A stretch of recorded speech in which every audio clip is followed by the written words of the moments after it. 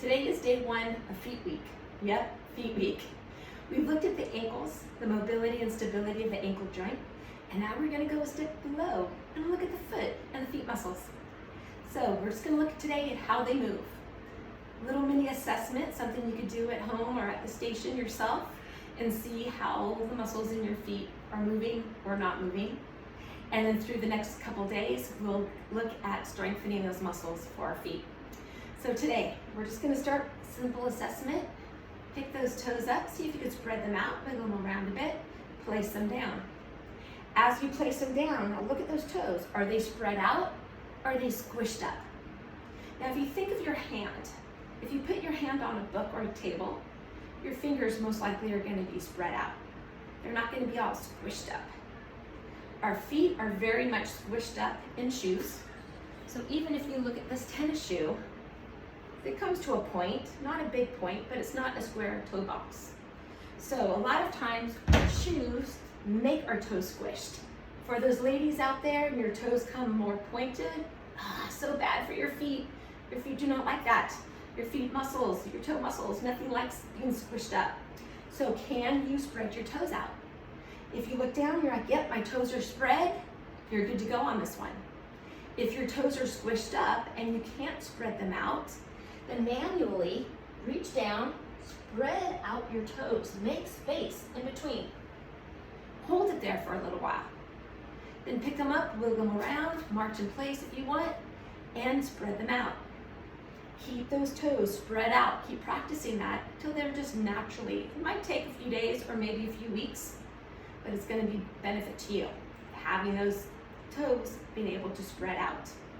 Great time to do it right now in the summer because we could get rid of those shoes when you go inside or walk around your yard, or if you're lucky enough to go to the beach, walk around in bare feet, let those muscles work and those toes spread out.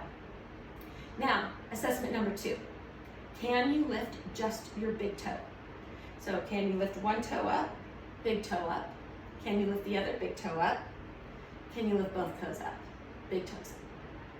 If you're like, yes, I can lift my big toes, good to go on this one, check it off.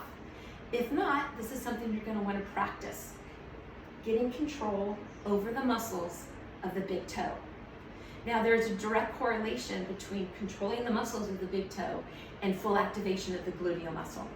So as you do squats, as you do lunges, as you do side lunges, you want to be able to have that control to be able to press down gently through the big toe as you have movement. It usually helps clean up squats a lot or lunges.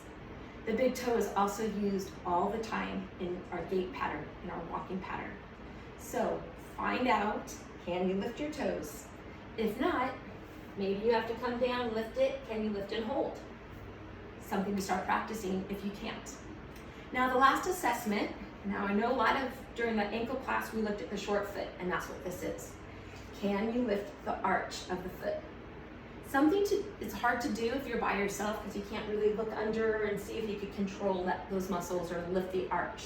So you could have someone look for you, or you could get a pin, put it right under the arch, you can spread the toes out.